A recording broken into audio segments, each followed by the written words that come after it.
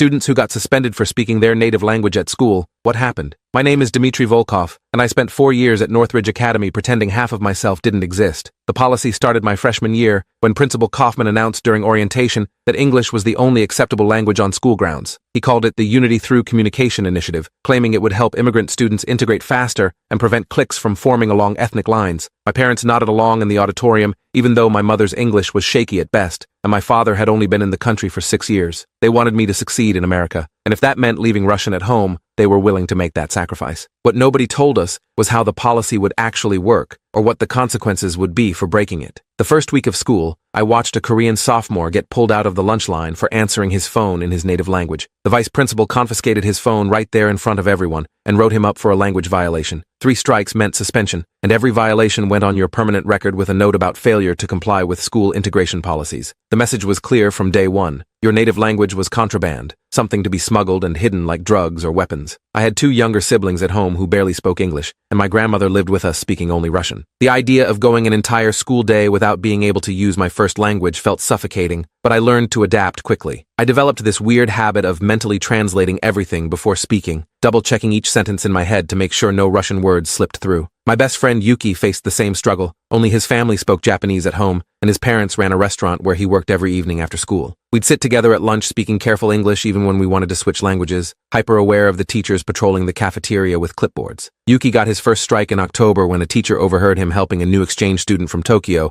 understand the lunch menu. The teacher didn't care that the exchange student was crying and couldn't understand the options. Rules were rules, and Yuki spent that afternoon in detention writing an essay about the importance of English language unity. I remember him showing me the essay later, his handwriting getting messier toward the end because he was so angry. He'd written about how helping someone understand food options wasn't disrupting unity, but the teacher had marked it up with red pen saying he was missing the point. That's when I realized the policy wasn't really about communication at all. The system worked on fear and public humiliation. Every violation got announced during morning homeroom with the student's name, grade, and which language they'd been caught speaking. The announcements always used the same phrasing about students who chose to prioritize their home culture over school community values. My homeroom teacher would pause after each announcement and look meaningfully at me and the 3 other Russian kids in the class. We'd sink lower in our seats while American-born students whispered about how those kids should just learn English already. The whole thing created this hierarchy where being monolingual English made you a good student, and being bilingual made you suspicious and potentially disloyal to the school. I started avoiding the Russian students in younger grades because being seen together would draw attention from administrators looking for language violations. My little brother Alexei